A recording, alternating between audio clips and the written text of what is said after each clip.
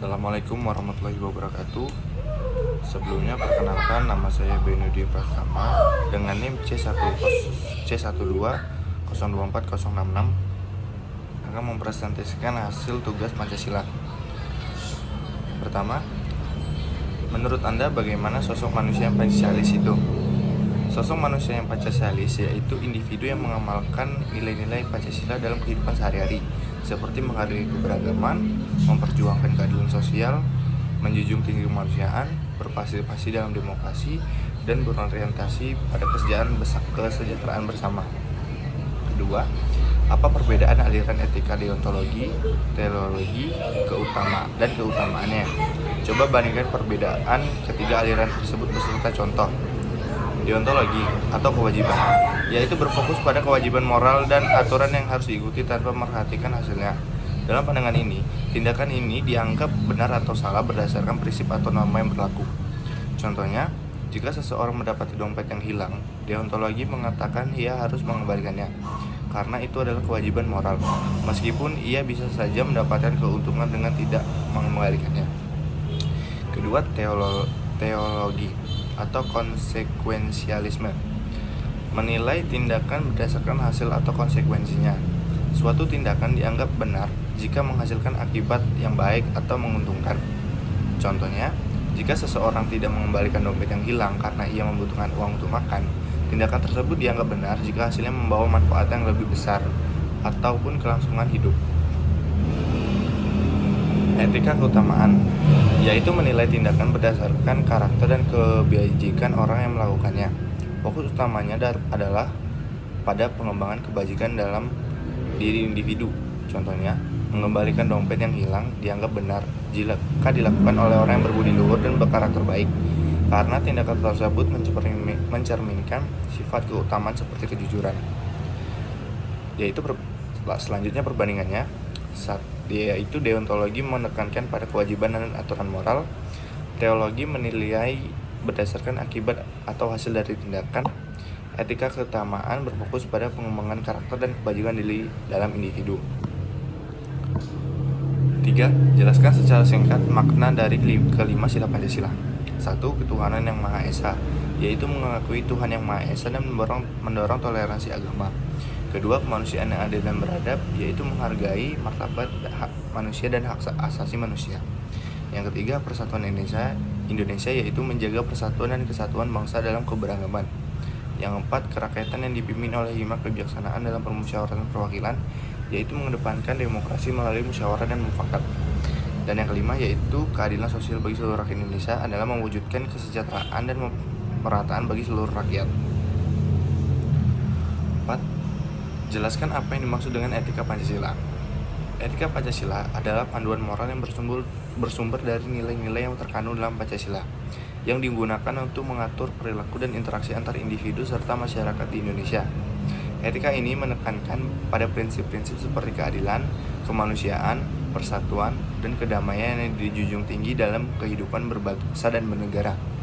Dalam konteks etika Pancasila, tindakan seseorang dianggap baik jika sesuai dengan nilai-nilai yang dasar yang ada dalam kelima sila Pancasila, dan mendorong tercapainya kesejahteraan serta harmoni sosial bagi seluruh rakyat Indonesia. Soal kelima, apa perbedaan moralitas individu dan moralitas sosial dan moralitas mondial? Moralitas individu yaitu berkaitan dengan prinsip-prinsip dan nilai-nilai yang diterima oleh seseorang untuk mengatur tindakan dan perilaku pribadi. Ini lebih fokus pada keputusan moral yang diambil oleh individu dalam kehidupan sehari-hari, seperti kejujuran, tanggung jawab pribadi, dan disiplin. Selanjutnya, moralitas sosial, yaitu mengacu pada norma dan aturan moral yang diterima oleh masyarakat atau kelompok tertentu. Ini mencakup hubungan antara individu dalam komunitas dan tanggung jawab sosial yang lebih luas, seperti kepedulian terhadap orang lain, keadilan sosial, dan solidaritas. Selanjutnya, moralitas mondial atau global, yaitu moralitas mondial ini adalah nilai moral yang melintasi batas negara dan budaya, berfokus pada tanggung jawab bersama umat manusia untuk menjaga kesejahteraan global, hak asasi manusia, dan keberlanjutan planet ini. Ini berhubungan dengan isu-isu global seperti perubahan iklim, perdamaian dunia, dan konflik internasional. 6. Jelaskan pengertian dan prinsip-prinsip berpikir ilmiah berikut: objektif, rasional, logis, metodologis, dan sistematis. Pertama, objektif, yaitu berpikir ilmiah bebas dari prasangka, bias, emosi, dan kepentingan pribadi. Kesimpulan didasari pada bukti empiris dan data yang teramati, bukan opini atau keyakinan subjektif. Kedua, rasional logis, atau berpikir menggunakan logika dan penerawangan yang pahit. Argumentasi dibangun secara logis, konsisten, dan terbebas dari kontradiksi. Ketiga, metodologis, yaitu berpikir mengikuti prosedur dan metode yang sistematis dan struktur. Metode yang digunakan harus sesuai pertanyaan, penelitian, dan objek yang diteliti. Keempat, sistematis, yaitu berpikir terorganisir dan terstruktur, informasi dikumpulkan dan dianalisis secara sistematis menghasilkan kesimpulan yang terintegrasi dan koheren. Penelitian ini dilakukan secara terarah dan terencana. Selanjutnya, jelaskan apa yang dimaksud dengan Pancasila sebagai paradigma pembangunan. Pancasila sebagai paradigma pembangunan yang berarti menggunakan nilai-nilai ketuhanan, kemanusiaan, persatuan, kerakyatan, dan keadilan sosial sebagai landasan pedoman dalam seluruh proses pembangunan nasional yang menghasilkan pembangunan berkelanjutan, inklusif, dan berkeadilan, bukan hanya mengejar pertumbuhan ekonomi semata.